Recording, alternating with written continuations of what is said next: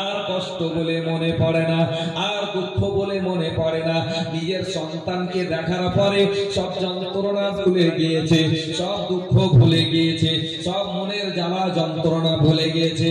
চেহারা দেখছে, মুখের দিকে তাকাচ্ছে, মুখ ঠিক রয়েছে, নাকে হাত দিয়ে দিচ্ছে, নাকে নিঃশ্বাস নিচ্ছে, কানে হাত, কানে আওয়াজ দিচ্ছে, ছেলে চালা শব্দ করছে, কানেও সুন্দর আওয়াজ পাচ্ছে, হাত নড়াচড়া করছে, পাও নড়াচড়া করছে। ফাতেমা নিজের সন্তানের চোখ মোবারকের দিকে তাকিয়ে দেখে, কিন্তু সেই ছেলে আর চোখ খুলে তাকায় না। হাত দিয়ে লেড়ে দেখে আমার ছেলে কেন চোখ খুলে না। আবার কান্না করতে আরম্ভ করে দিয়েছে, আবার চোখ দিয়ে অশ্রু ঝরতে আরম্ভ করেছে। আল্লাহর নিকটে ডাক দিয়ে বলে, মাবুদ তুমি বড় আমার প্রতি দয়া করেছো, তুমি আমার প্রতি বড় কারাম করেছো, তোমার দয়াতে আমি কাবা ঘরে প্রবেশ করতে পেরেছি। কিন্তু বড় দুর্ভাগ্য, আমি ছেলে জন্ম গ্রহণ করিয়েছি, কিন্তু আমার ছেলে কেন দুই চোখ খুলে আমার দিকে একবার তাকায় না, একবারও কেন আমার দিকে দেখে না। এই বলে আল্লাহর নিকটে কান্না করে আর ডাক দিতে থাকে, বারবার বারবার ডাক দেয়, আল্লাহর নিকটে কান্না করে। এখনো যদি কোনো মায়ের ছেলে জন্মগ্রহণ হয়, হসপিটালে হোক বা বাড়িতে হোক, যদি সেই ছেলে কান্না না করে, মায়ের চোখ দিয়ে অশ্রু আসতে আরম্ভ হয়ে যায়। যে দায় থাকে তার চোখ দিয়ে জল আসে, যে দাদি থাকে তার চোখ দিয়ে অশ্রু আসে। ছেলে যদি লড়াচড়া না করে মনে কষ্ট হয়, মনের মধ্যে দুঃখ এসে যায়। হযরতে ফাতেমার চোখ দিয়ে অশ্রু ঝরে আর কান্না করে, ওগো রব্বুল আলামিন আমার এত সুন্দর ছেলে জন্মগ্রহণ করেছে, কিন্তু আমার ছেলে কেন দুই চোখ দিয়ে দেখে না। কান্না করে, কেউ নাই, কাবা ঘরের মধ্যে আর কেউ এসে যে দেখবে এই মতো নাই। যখন মুত্তালিবকে খবর হলো যে আমার স্ত্রী কাবা ঘরে তাওয়াফ করতে গিয়েছে, আব্দুল মুত্তালিব জানে, মুত্তালিব জানে যে আমার তালিব জানে, আবু তালিব জানে যে আমার স্ত্রী গর্ভবতী রয়েছে, সময় কাছিয়ে এসে গেছে, আমার স্ত্রীর সন্তান হবে। ওই আপনার মক্কার গলি গলিতে খুঁজতে লেগেছে, কোথায় না পাওয়ার পরে ওই কাবা ঘরে যে জিয়ারত করছে, সকলের আশেপাশে ঘুরতে আছে, ঘুরতে আছে, ঘুরতে আছে, ঘুরতে ঘুরতেই জানো কাবা ঘরের ভিতর থেকে একটি আওয়াজ আসতেছে। আল্লাহর নিকটে ডাক দিয়ে বলে, মাবুদ আমার ছেলেকে পেয়েছি, কিন্তু আমার ছেলে দুই চোখ দিয়ে কেন না দেখে, কেন দেখতে পাই না। এই কানের আওয়াজ আসলো, এই আওয়াজখানা আপনার মুত্তালিব, আপনার আবু তালিবের কানে এসেছে, আর ওই কানে যেমনই আওয়াজ এসেছে, আপনার গেট খুলে দেখার জন্য গেটের মধ্যে পরিবেশ করে দেখে, তো আমার স্ত্রী যেন ওই কাবা ঘরের মধ্যে বসে রয়েছে, সন্তানকে কোলে নিয়ে কান্না করছে। আবু তালিব বারবার বলে, তুমি কেন কান্না করো? বলে, আমার ছেলে সবকিছুই ঠিক রয়েছে, কিন্তু নিজের দুই চোখ দিয়ে কেন দেখছে না, এটাই আমার টেনশন। কেন চোখ দিয়ে দেখে না? আমার ছেলে যদি অন্ধ হয়ে যায়, তবে আমি কাবা ঘরে রয়েছি, আল্লাহর নিকটে কান্না করব যে আল্লাহ আমার কাবা ঘরে পরিবেশ করিয়েছে, আমার ছেলেরও যেন চোখ ওই কাবা ঘরের ওসিলাতে দান করে দে। এই মতো নিজের স্বামীর সঙ্গে আলোচনা করেছে। এমন অবস্থায় ভিড় কমে গেছে, আর ওই রাস্তা দিয়ে, ওই পথ দিয়ে যেন আবু জেহেল আসতে আছে, আর ওই কান্নার আওয়াজ ওইও শুনতে পেয়েছে। কান্নার আওয়াজ শোনার পরে কাবা ঘরে আবার ওই আবু জেহেল ঢুকেছে, আর দেখে কান্না করে, বলে কি হয়েছে? বলে, এই আমার ছেলে জন্ম হয়েছে, আমার ছেলে এখন পর্যন্ত নিজের চোখ খুলে তাকায় না, ব্যাপার কি রয়েছে? আবু জেহেল তখন বলে, চিন্তা করতে হবে না, তোমার ছেলের এখনই আমি চোখ ঠিক করে দেব। কারণ ওই মক্কার সরজমিনে আবু জেহেলের মতো ওই জামানাতে আর কেউ জ্ঞানী ছিল না, বড় বুদ্ধিমান, বড় জ্ঞানী গুণী। আবু জেহেল বলে, চিন্তা করার প্রয়োজন নাই, আমি এখনই তোমার ছেলের এই চোখ খুলিয়ে দেব। সঙ্গে সঙ্গে কাবা ঘরের পাশে, কাবা ঘরের দেওয়ালে মূর্তি রাখা ছিল, ওই মূর্তির পায়ের ধুল নিয়ে এসে হযরতে আলীর চোখে যেমনই লাগাতে যাবে, হযরতে আলী রাদিয়াল্লাহু তাআলা আনহু এই মতো করে বাম হাত উঠিয়ে আবু জেহেলের গালেতে চাটাস করে থাপ্পড় মেরেছে। আর ছোট বাচ্চার মার মনে হচ্ছে তলোয়ারের চাইতেও বেশি গতিতে ছিল। সুবহানাল্লাহ বলবেন না? সুবহানাল্লাহ।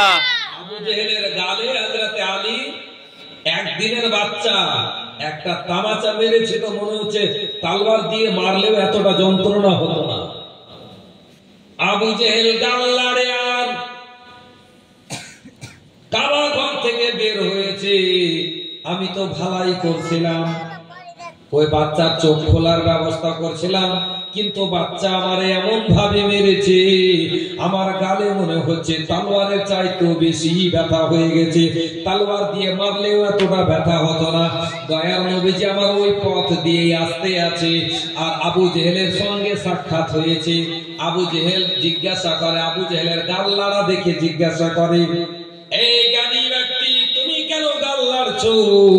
বলো, বলিয়েন না, এই জন্য গাল লাড়ছি, কাবা ঘরে পরিবেশ করেছিলাম, আর ওই বাচ্চার এক থাপ্পড় খেয়ে আমার গাল লাল হয়ে গেছে। ওই দয়ার নবীজি আমার এই খবরখানা নিয়ে আবার কাবা ঘরের মধ্যে আসলেন। হযরতে আলী রাদিয়াল্লাহু তাআলা আনহুকে কোলে নিলেন। কোলে নেওয়ার পরে যেমনই দয়ার নবীজির দুই চোখ হযরতে আলীর চোখে পড়েছে, সঙ্গে সঙ্গে হযরতে আলী চোখ খুলে দিয়েছি। দয়ার নবীজির নজর পড়তে পড়তে হযরতে আলীর চোখ খুলে গেল। প্রথম দেখা হযরতে আলীর দয়ার নবীজির নূরের চোখ। প্রথম দেখা কার সঙ্গে? হযরতে আলীকে জিজ্ঞাসা করা হয়েছিল। এই জন্য আলীর বর্ণনা হচ্ছে, এখন বর্তমান যুগে আমাদের মা বোনদের, বাপজি ভাইদের একটা দাবি থাকে। কি দাবি থাকে? যখন বাচ্চা জন্মগ্রহণ করে তো মনের আশা এটাই হয়, আমার ছেলে যেন ভালো হয়, এরকম থাকে না? মা বোনদের আশা, আমার ছেলে যেন ভালো হয়, আমার ছেলে যেন সুসন্তান হয়, আমার ছেলে যেন আমার কথা শুনে, আমার ছেলে যেন কাজকর্ম করে দেয়, এরকম ভাবনা চিন্তা থাকে।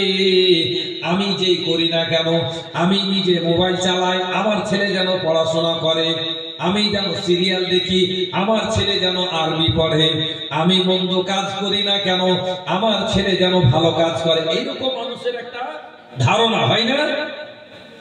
কিন্তু এই মতো না, বাস্তবে এই মতো না। মানুষ বলে না, আমের গাছ থেকে কি কাঁঠাল হবে? কাঁঠালের গাছ থেকে আম হবে? অসম্ভব না? তা আমাদের কর্ম ভুল, আমাদের কর্ম ভুল হওয়ার কারণে আমাদের অবস্থায়।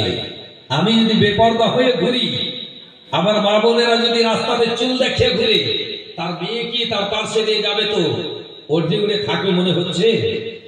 আমি যদি নামাজ না পড়ি, আমার ছেলে নামাজ পড়বে, এরকম কি আশা করা যায়? না।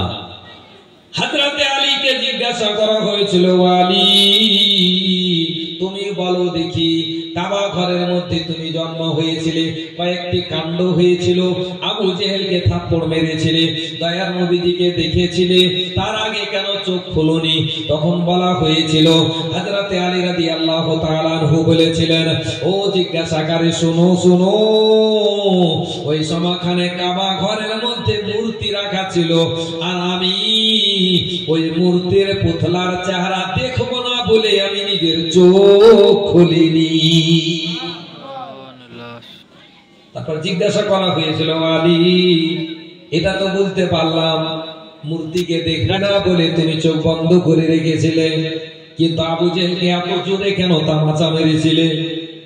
তখন হযরত আলী বলেছিলেন, ও জিজ্ঞাসাকারী প্রশ্নকারী শোনো, যে মূর্তিকে জীবনে আমি পূজব না, যার জীবনে আমি ইবাদত করব না, এটা আল্লাহর কাছ থেকে ওয়াদা করে এসেছি আমি। আর আবু জেহেল তার পায়ের তলের ধুল আমার চোখে লাগাচ্ছিল, আমি সহ্য করতে পারিনি, এই জন্য আমার নরম হাত দিয়ে তাকে মেরে গরম করে দিয়েছিলাম। তাকত শক্তি এত কোথায় পেয়েছে? বলে এখন কি দেখেছো? এমন একটা সময় আসবে, নবীর সঙ্গে, নবীর চোখে চোখ দিয়েছি, চোখে আল্লাহ তাআলা এত পাওয়ার দিয়েছেন। আর কিতাবের মধ্যে এসেছে যে হযরত আলী রাদিয়াল্লাহু তাআলা আনহু যখন দয়ার নবীজিকে গোসল করিয়েছিলেন, তো লাভি মোবারকে অল্প পানি জমেছিল। আমাদের লাভিগুলো গর্ত থাকে না, এটা লাহি বলি আমরা, লাভি। তো হযরতে আলী রাদিয়াল্লাহু তাআলা ওই জায়গার জল এবং চোখ মোবারকের জলকে নিজের জুবান দ্বারা চুষে পান করেছিলেন, বলুন সুবহানাল্লাহ। এই জন্য হযরতে আলী রাদিয়াল্লাহু তাআলা আনহুর জুবানে আল্লাহ তাআলা এত পাওয়ার দিয়েছিলেন, যে কোনো মাসলা কাউকে জিজ্ঞাসা করলে একটু ভাবনা চিন্তা করে, কিন্তু হযরতে আলী রাদিয়াল্লাহু তাআলা আনহু বিনা ভাবনা চিন্তাতেই উত্তর দিতেন, বলুন সুবহানাল্লাহ। কাউকে যদি ছোট বাচ্চাকে জিজ্ঞাসা করা হয় যে তোমার নাম কি, তো ভাবনা চিন্তা করবে কি? না, নিজের নাম যে মতো বলতে ভাবনা চিন্তা করে না, এই মতো হযরত আলী মাসলা মাসাইল বলতে ভাবনা চিন্তা করতেন না। এত জ্ঞানের মালিক। আর ওনার ইবাদত, ওনার কোরআন তেলাওয়াত, মানে একটু বলার উদ্দেশ্য যে বাবাই মতো তো ছেলে কেমন হবে? আমের গাছে আম হবে, জামের গাছে জাম হবে, কাঁঠালের গাছে কাঁঠাল হবে, এরকম একটা উদাহরণ মিসাল। হযরত আলী রাদিয়াল্লাহু তাআলা আনহু হাঁটতে শিখলেন যখন কোলে ছিলেন, তো দয়ার নবীর কোলে ছিলেন। যখন হাঁটতে শিখলেন, দয়ার নবীর সঙ্গে চলতে চলতে আরম্ভ করলেন। গ্রামের মধ্যে দৌড়াদৌড়ি করেন, হযরতে দয়ার নবীর সঙ্গে চলাফেরা করেন। আর কোথায় মক্কার জমিনে যখন ঘুরতেন দয়ার নবীজির সঙ্গে, সফর যখন করে চলে গেলেন মদিনাতে, মদিনাতে দয়ার নবীজিকে নিয়ে এই মতো জীবন যাপন করেন। হযরতে আলী রাদিয়াল্লাহু তাআলা আনহুর ইবাদতের ব্যাপারে বলা হয়েছে, একবার হযরতে আলী রাদিয়াল্লাহু তাআলা আনহু যুদ্ধের ময়দানে গিয়েছিলেন, আর দুশমনেরা তীর মেরেছিল, আর তীরখানা হযরতে আলীর পাও মোবারকে লেগেছিল। পাও মোবারকে লাগার পরে সাহাবায়ে কেরাম যখন ওই তীরখানে হাত দিতেন, হযরতে আলী বলে, ওই তীরে হাত দিলে বড় যন্ত্রণা হয়, বড় কষ্ট হচ্ছে। ও আমার বন্ধুরা, তোমরা আমার তীরে হাত দিও না, বড় কষ্ট হচ্ছে। সাহাবায়ে কেরামদের মনের মধ্যে, সাহাবায়ে কেরামদের দিলের মধ্যে প্রশ্ন আসলো, হযরতে আলীর যদি পা থেকে তীরকে টানতে হয়, তবে হযরতে আলী যখন ইবাদতে মগ্ন হবে, যখন আল্লাহর সঙ্গে কথা বলার জন্য নামাজের মধ্যে দাঁড় হবে, ওই সামাতে যদি টানা হয়, তবে হযরতে আলী বুঝতে পারবেন না। সাহাবায়ে কেরামদের পরামর্শ ঠিক হয়ে যাও তাহলে। আর